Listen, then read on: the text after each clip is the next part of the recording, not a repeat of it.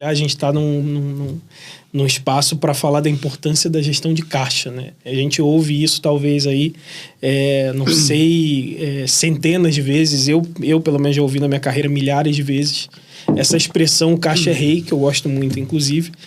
E é meio contrassensual, né? Porque no dia a dia, se você pensar e as experiências que a gente passa, às vezes nem de executivos e nem de empresários você tem esse viés de fato forte de que o caixa é a espinha dorsal de uma companhia, né? A gestão de caixa é a espinha dorsal de uma companhia.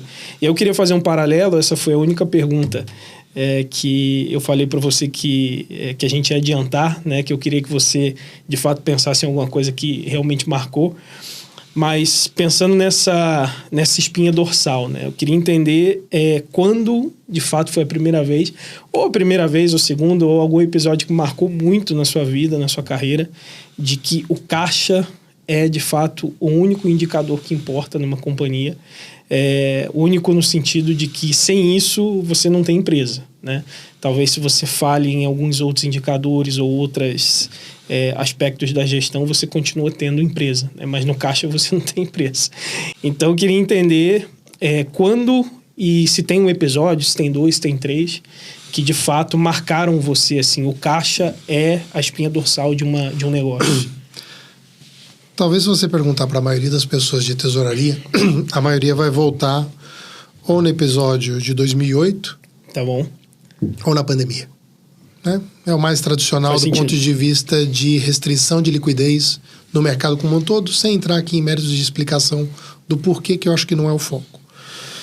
Mas para mim, em particular, o evento que mais me marcou na minha vida foi Plano Collor.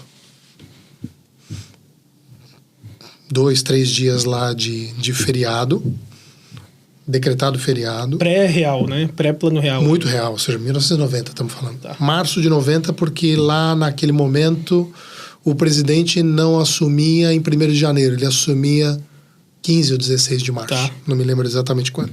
Câmbio regulado? Não. Câmbio regulado, mas com desvalorização contínua, né? E o que acontece?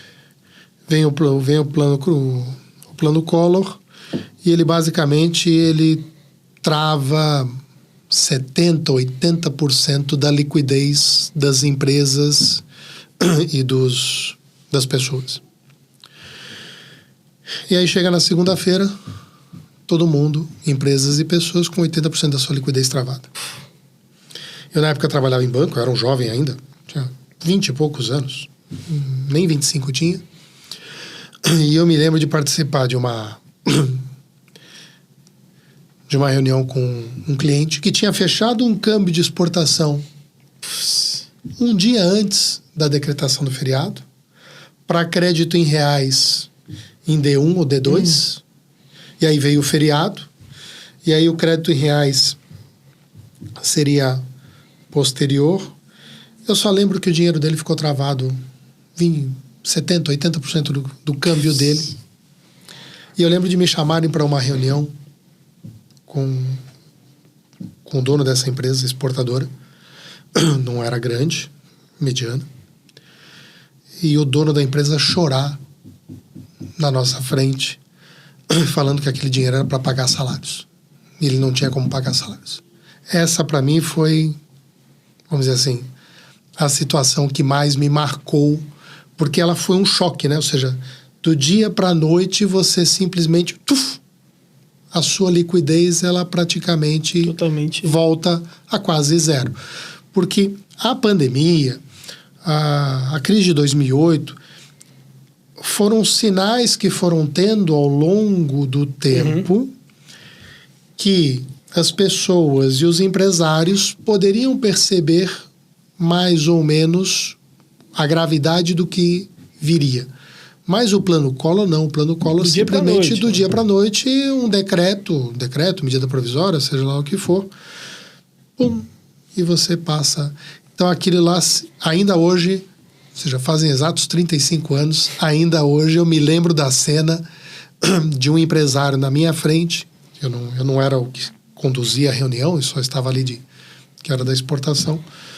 aquela cena me marcou como caixa efetivamente pode complicar radicalmente uma empresa.